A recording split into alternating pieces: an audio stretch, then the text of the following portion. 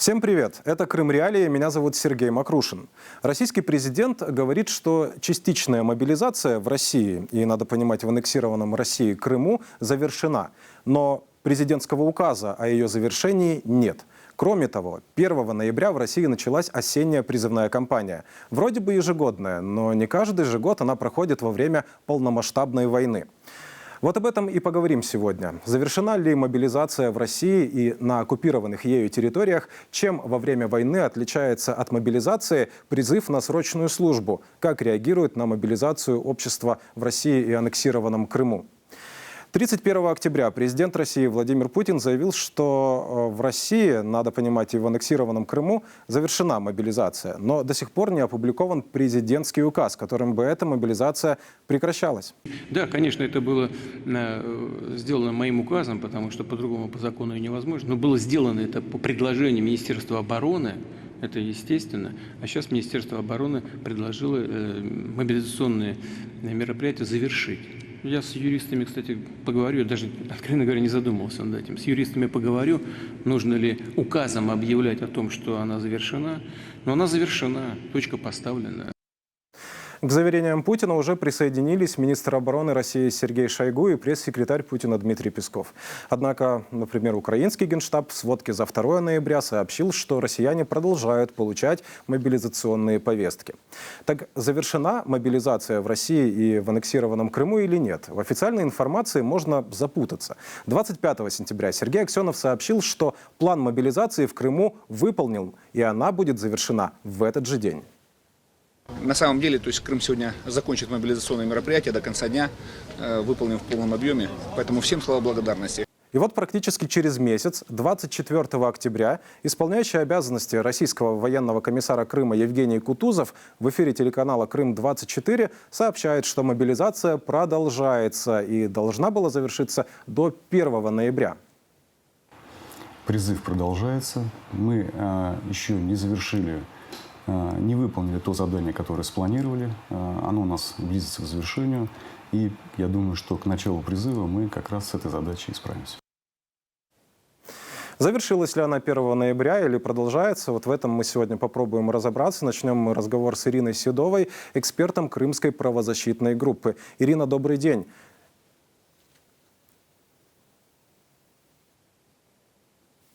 Ирина, вы меня слышите?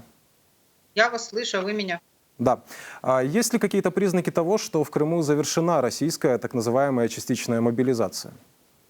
Ну, на словах они говорят, что они завершают мобилизацию, но начинается призыв. По факту они продолжают призывать новых людей в вооруженные силы Российской Федерации, да, жителей Крыма в том числе. И как бы они это ни называли, мобилизация или призыв, это в любом случае вербовка людей для ведения войны на территории Украины и для попытки отобрать украинские земли. То есть они могут называть это призывом, могут называть это мобилизацией, но суть остается одинаковой. Они берут людей с гражданских и делают их солдат, и отправляют их в войну. Сейчас просто будет проще. Да, наверное, будет проще, потому что все-таки срочники вообще люди подневольные, да, и они даже не мобилизованные. Можно делать все, что угодно, и даже не...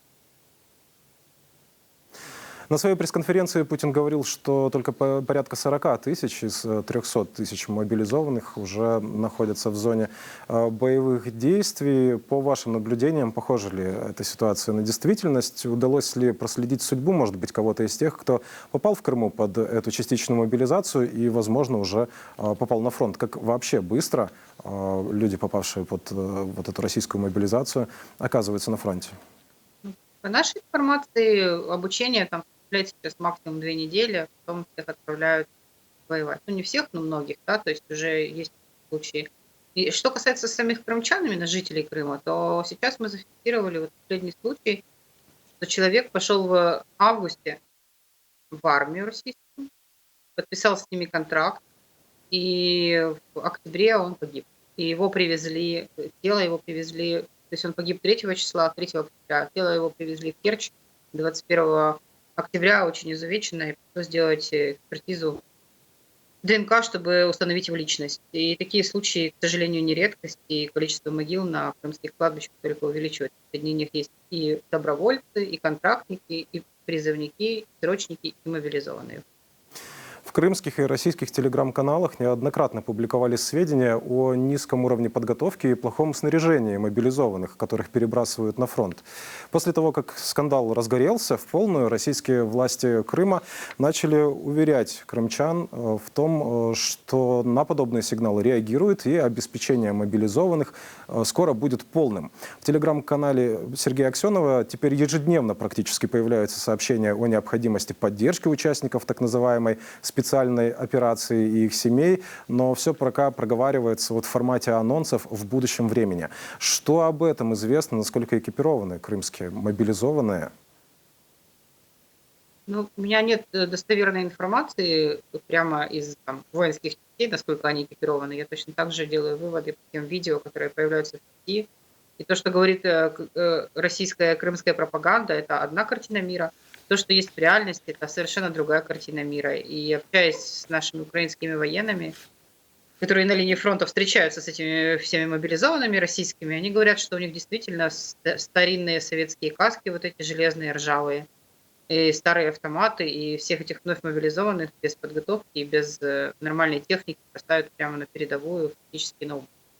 Я не думаю, что в Крыму сделали исключение. Скорее всего, что там ситуация абсолютно такая же, потому что ресурсы на обеспечение такого количества вновь призванных и мобилизованных людей просто заканчиваются, потому что эту форму, все это снаряжение нужно производить где-то, а сейчас они пытаются эти потребности закрыть за счет тех старых советских запасов времен Холодной войны. Но толку от этого абсолютно нет, и мы видим, как увеличилось количество потерь сейчас российских, которые ведет статистику наша Минобороны, да, ежедневно вывешивают. Если раньше говорилось, там 200-300 человек погибших в день, да, из российской армии, то сейчас это уже бывает 700-800 в день. И среди них, конечно, тоже есть крымчане, что их, совершая военное преступление, вербуют в армию. Спасибо вам за беседу. Я напомню, что с нами на связи была Ирина Седова, эксперт Крымской правозащитной группы. 1 ноября в России и на оккупированных Россией территориях началась призывная кампания. В интервью, фрагмент которого мы смотрели ранее, российский военком по аннексированному Крыму Евгений Кутузов озвучил также плановые показатели осенней призывной кампании. В Крыму это 2500 человек. Но и указа о завершении ранее объявленной Путиным мобилизации, как мы уже говорили, нет. Попробуем сориентироваться в этой ситуации с российским правозащитником, главой правозащитной организации «Гражданин и армия» Сергеем Кривенко. Сергей, добрый день. Здравствуйте. Итак, каково положение сейчас? Завершена ли мобилизация в России или нет? Мобилизация не завершена. Для ее завершения нужен указ президента. Поэтому можно говорить о завершении первой волны мобилизации и о завершении мероприятий по мобилизации, как это и сказал министр обороны Шойгу, что завершена не мобилизация, а завершены мероприятия по мобилизации. То есть мобилизация объявлена и будет продолжаться, но вот такой массовый призыв, который мы видели в сентябре, в октябре, ну, скорее всего, он завершен, призваны несколько сотен тысяч мобилизованных, и Министерство обороны должно, то, что называется, их переварить, по всей видимости, направить в учебные, большую часть направить в учебные части и провести слаживание, подготовить и потом направить войска. А на их месте в эти же учебные центры должны прийти призывники, те, которые сейчас будут призываться уже по другому закону, по другой процедуре в рамках призыва на срочную службу. По другой процедуре они будут призываться, но каким будет итог? Окажутся ли они в зоне боевых действий? Крымчан продолжают убеждать в том, что срочники воевать не будут. Давайте посмотрим еще один короткий фрагмент из интервью временно исполняющего обязанности российского военного комиссара Крыма Евгения Кутузова о том, что срочники воевать не будут. Отправятся ли призывники в зону специальной военной операции на территорию Украины? Нет, как сказал президент Российской Федерации, все призванные граждане будут проходить службу только на территории Российской Федерации. в этом вопросе тоже никаких изменений. Никаких изменений, да. Итак, это был фрагмент из интервью господина Кутузова каналу «Крым-24». Вот здесь не совсем понятно сразу несколько моментов. Во-первых, непонятно, каково нынешнее представление господина Путина о конфигурации российских границ и каким оно может быть завтра. И во-вторых, мы уже знаем о судьбах целого ряда солдат срочной службы из Крыма, которые погибли или попали в плен на этой войне. И это при том, что предшественник Кутузова, Юрий Лымарь, тоже обещал, что срочников на войну не отправят. Сергей, вопрос к вам. Как воспринимать эти слова нового российского военкома Крыма? Я думаю, их надо воспринимать как очередное лукавство властей, потому что мы должны четко понимать, что все чиновники, все сотрудники Министерства обороны, сотрудники военкоматов и военное руководство, они воспринимают только письменные приказы, письменные нормативные акты. И в российском законодательстве нет запрета о направлении военнослужащих по призыву в зону боевых действий. Есть единственное ограничение в положении о прохождении военной службы. Это документ, утвержден указом президента, стоит ограничительная дата, что военнослужащие по призыву могут быть направлены в зону боевых действий или на войну только спустя 4 месяца после их призыва, после получения первичной военно-учетной специальности. Вот это единственное ограничение.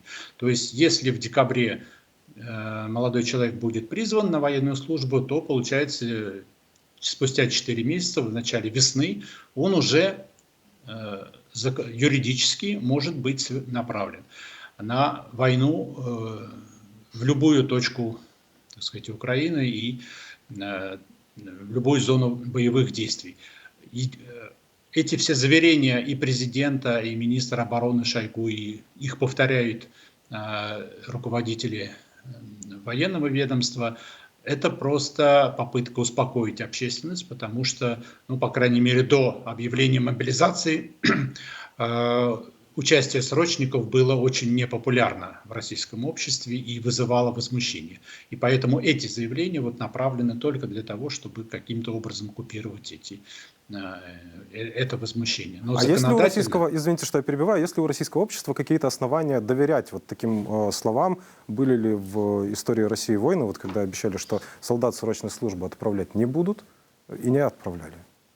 Ну, я думаю, это риторический вопрос, потому что мы видим, что доверять просто словам, не выраженным в каких-то нормативных документах и актах, ну, совершенно нет оснований.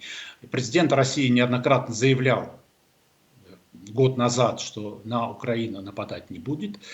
Тем не менее напал. Президент России неоднократно заявлял, что никакой мобилизации не планируется, и войну в Украине будут вести только войска Министерства обороны, и мобилизации не будет. И тем не менее она началась. То есть доверять голословным утверждениям, не подкрепленным какими-то нормативными документами, нельзя. Если бы президент хотел остановить мобилизацию, он бы спокойно издал указ о завершении вообще мобилизации, и тогда все вопросы бы снялись. А так как этого указа нет, то означает, что мобилизация будет продолжаться, и, ну, по всей видимости, в конце зимы или в начале весны необходимо ожидать второй волны мобилизации. Депутат Госдумы России от аннексированного Крыма Михаил Шеремет предложил увеличить срок срочной службы в России до 2 лет, вот вернуть этот срок. Он не первый озвучивает эту идею. На ваш взгляд, насколько реальна такая перспектива? Сейчас в России все реально, и любые и глупости, и несуразности, и они все могут воплощаться. И как бы прогнозировать здесь довольно трудно, но это будет означать возврат такой срок службы, будет означать провал полнейшей военной реформы в России, потому что срок службы с 2 лет до 1 года в 2008 году был изменен не случайно, это было сознательное решение. Шла военная реформа, и ставка была сделана, что армия России должна строиться на основе контрактников. Должна быть небольшая, профессиональная, мобильная армия именно для защиты Отечества. Срочники – это же основа массовой мобилизационной армии, которая, как всегда, выполняет совсем другие задачи. Не защиту Отечества, а является основой агрессивной армии. Напомню, что Советский Союз имел многомиллионную армию, основанную на общем призыве, 2 года, и контрактников там практически не было это. И Советский Союз именно готовился воевать со всем миром, со всеми странами Запада, НАТО, США, Китаем одновременно. Поэтому нужна такая была мобилизационная огромная армия. У России раньше, по крайней мере 15 лет назад, была совсем другая концепция. Наверное, она меняется. Для тех, кто слышит нас в Крыму и видит нас в Крыму, и кому могут еще принести эту призывную повестку, давайте поговорим об особенностях призывной кампании в России во время войны. Что показал опыт весеннего призыва, и много ли срочников попали на войну?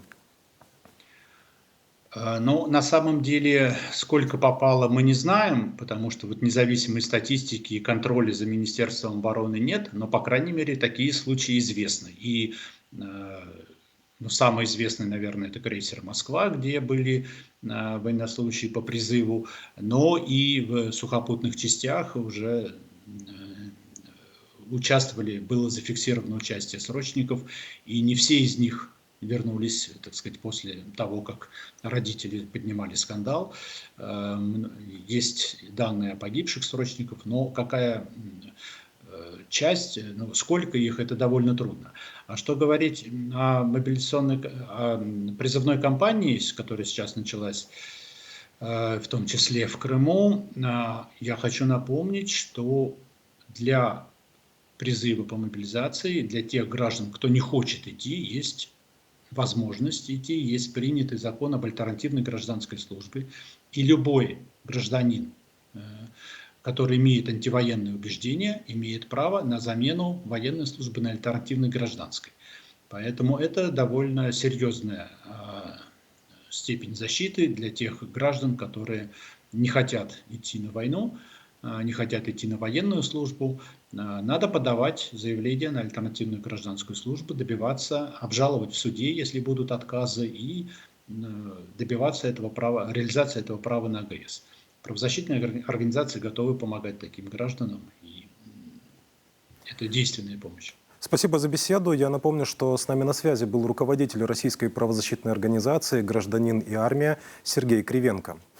О том, что рассказывают крымчане, попавшие на путинскую войну, а затем в украинский плен, моя коллега Катерина Некречия поговорила с украинским блогером Владимиром Золкиным, известным благодаря своим интервью с российскими военнопленными. Давайте посмотрим фрагмент этого интервью.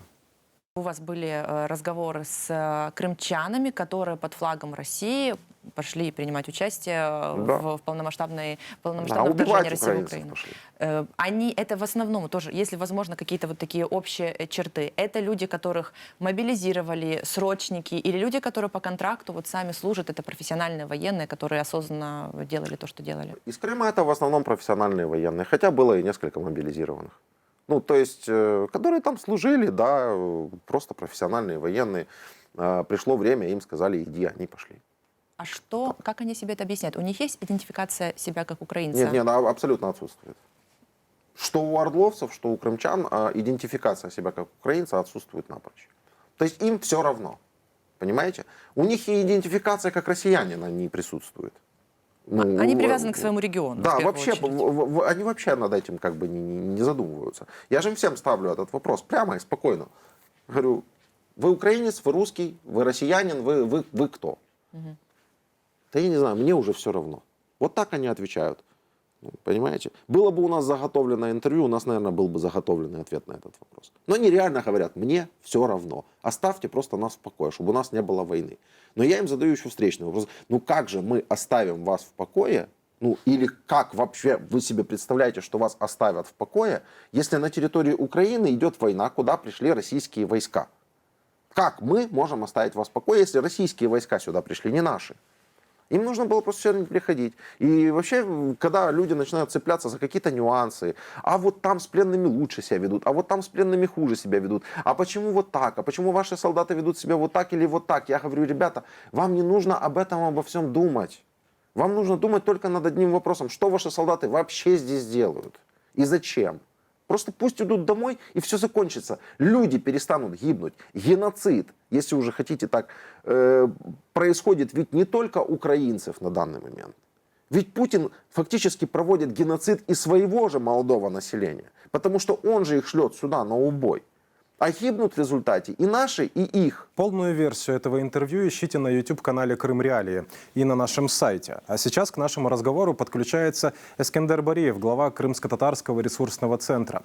Эскендер, здравствуйте. Какая у вас есть информация? Завершена ли по факту частичная мобилизация в Крыму? Как в этом уверяет нас Владимир Путин, Сергей Шойгу и Дмитрий Песков? Добрый день. Ну, насколько я имею информацию, во-первых, было заявлено просто публично о том, что частичная мобилизация прекращена, и многие эксперты начали говорить или связывать в первую очередь это, конечно же, с началом призыва, потому что с 1 ноября начался призыв по всей Российской Федерации, в первую очередь в Крыму. Нас интересует временно оккупированный Крым. Но как такового указа, насколько я знаю и насколько нам давали информацию, нет.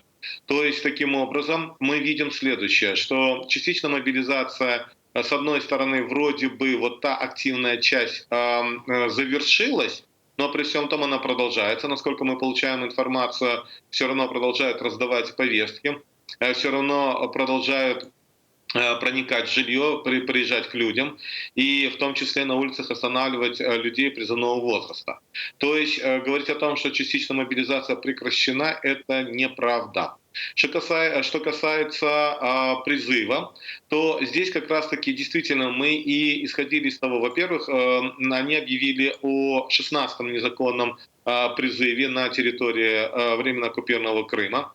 Причем этот призыв начался позже. В планах у них призвать до 2500 в армию людей, призывников. Ну и кроме того, насколько мы владеем информацией, те люди, которые, или те срочники, которые находятся в вооруженных силах Российской Федерации и демобилизуются, им всем предлагается, опять же, подписывать контракты, и делается все, чтобы эти люди, молодые ребята, не демобилизовались, а продолжали уже службу свою в качестве уже военнослужащих. Можете ли вы дать характеристику, какой в общем была реакция крымчан на мобилизацию? Как крымское общество отреагировало на происходящее? Потому что если посмотреть на официальные каналы коммуникации российских властей аннексированного Крыма, то складывается такая картина, что были рады просто крымские мужчины отправиться на фронт. Какова в реальности ситуация? Честно говоря, когда вы задаете такой вопрос, вот особенно комментируя реакцию радостных мужчин в Крыму, мне аж стало, я не смог удержаться и улыбнулся.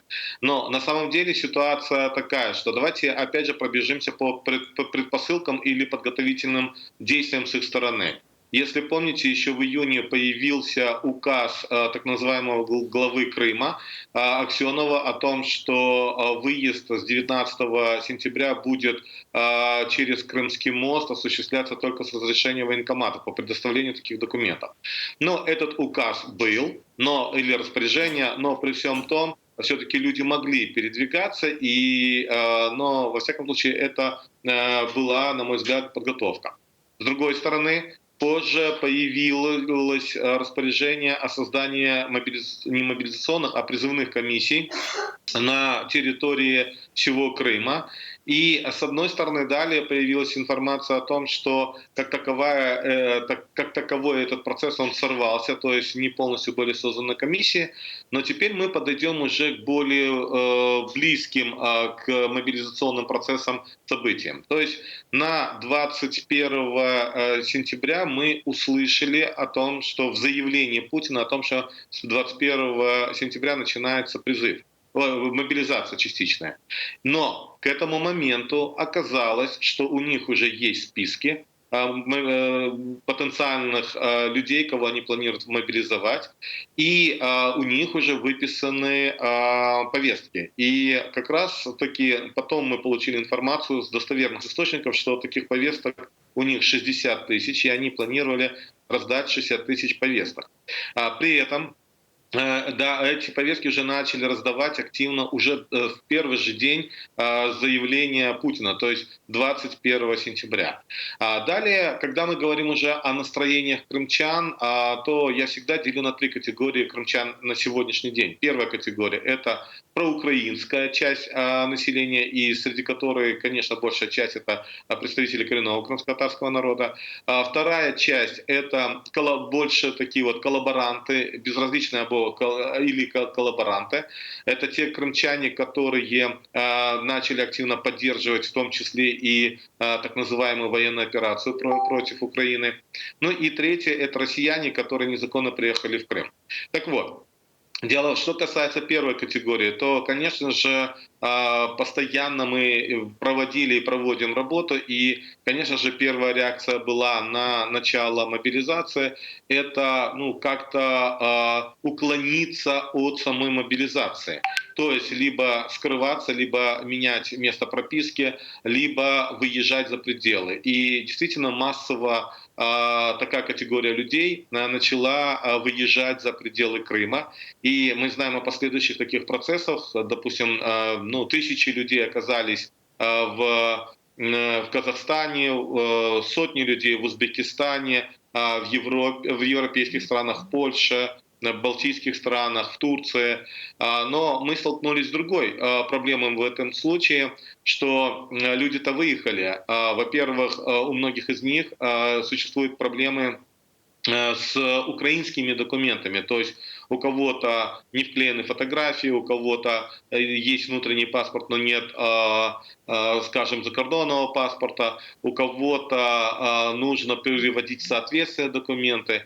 И нахождение людей непосредственно уже в Казахстане и других третьих странах, оно достаточно сложное, потому что для оформления всех этих документов нужны месяцы.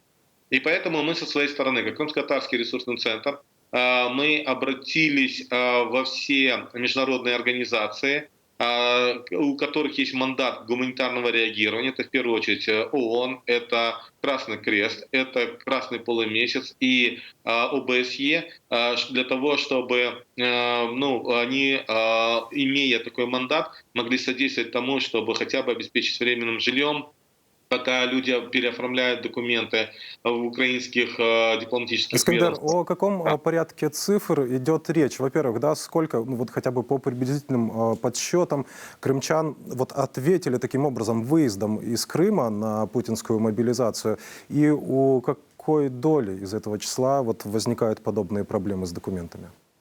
Но, скажем так, если говорить о абсолютных цифрах, то точные цифры мы не скажем, но я скажу точно, что это тысячи. То есть я точно знаю, что более 2000 только было в Казахстане.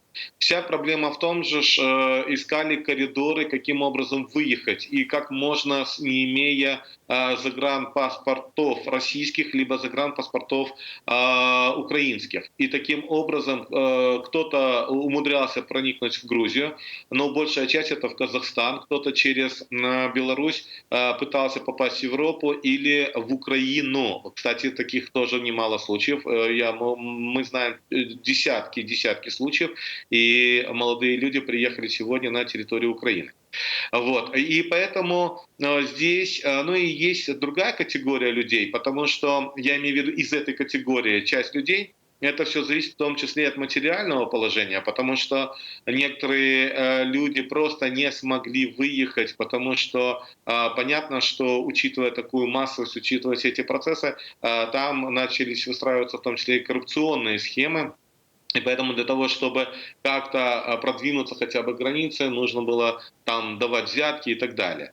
Поэтому сегодня мы можем говорить к сожалению, есть негативные процессы, когда люди вынуждены все-таки возвращаться в Крым, и какая судьба их дальше ждет, это очень большой вопрос.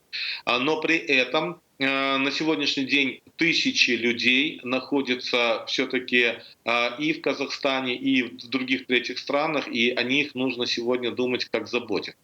Ну и возвращаясь уже к второй и третьей категории, то, знаете, что с одной стороны когда началась мобилизация, появился некий испуг, они также начали искать пути для того, чтобы уклониться от службы, потому что сидеть за телевизором и слушать Соловьева и поддерживать российскую армию — это одно, но когда касается уже близких, то здесь возникают проблемы и страх.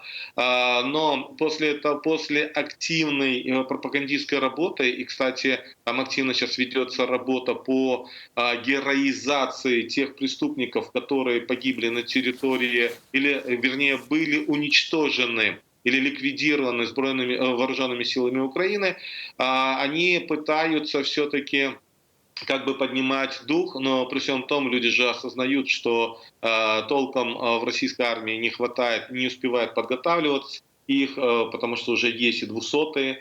Во всяком случае, с 13 октября у нас была четкая информация, что привозили несколько таких вот грузовиков с 200-ми. И по нашим данным, может быть, их уже больше на данное число, было привезено более 350 200-х. К сожалению, среди них есть и представители коренного народа, есть. И когда мы стали анализировать и собирать информацию, то среди 200-х представителей коренного народа нас убеждали, и нам четко говорили родственники, что они не подписывали контракты, то есть их насильственно забрали с домов и отвезли и направили непосредственно уже, так сказать, на передовую. При этом есть нюанс следующий, что мы анализировали, от чего погибли эти люди. Они погибли в большинстве своем от осколочных ранений, либо ранений. Вернее, скорее всего, либо их использовали как пушечное мясо, либо, может быть, их в том числе и специально забрасывали на какие-то минные поля и так далее. То есть мы это подозреваем, мы об этом говорим и будем говорить на всех международных площадках, потому что это целенаправленная политика оккупантов для уничтожения генофонда, то есть мужского молодого населения коренного народа, части коренного народа. И вот как раз-таки об этом стоит говорить. Но говоря о том, что дальше предпринимать, каким образом противостоять этому процессу, заявление Меджлиса было о проведении, скажем, массовых акций. К сожалению, были попытки, но они оказались не масштабными. Действительно, в Старом Крыму были попытки женщин выступать против мобилизации, но, к сожалению, здесь нужна еще работа, чтобы это было массово. Но, скорее всего, люди шли по, скажем, меньшему сопротивлению, то есть искали пути просто вывести своих детей или там мужей для того, чтобы они оказались в первую очередь в безопасности. Второй момент, который пугает людей, это однозначно, что когда могут насильственно забирать и вывозить непосредственно уже, скажем так, насильственно мобилизовать. И третий момент, когда мы не можем быть уверены, что за отказ их осудят и будут содержать в местах несвободы, а не возьмут их и не направят опять же на войну. То есть вот все эти моменты мы должны учитывать, потому что это вопрос жизни и смерти, и поэтому мы здесь пытаемся учесть все нюансы, хотя это достаточно сложно. Спасибо за то, что поделились с нами той информацией, которую вы фиксируете в Крыму. С нами на связи был Искандер Бариев, глава Крымско-татарского ресурсного центра. Это все на сегодня. Пишите нам на редакционную электронную почту, ищите нас в социальных сетях. Этот эфир для вас подготовила команда радио «Крым Реалии», провел Сергей Макрушин. Помните, крымчане имеют право знать.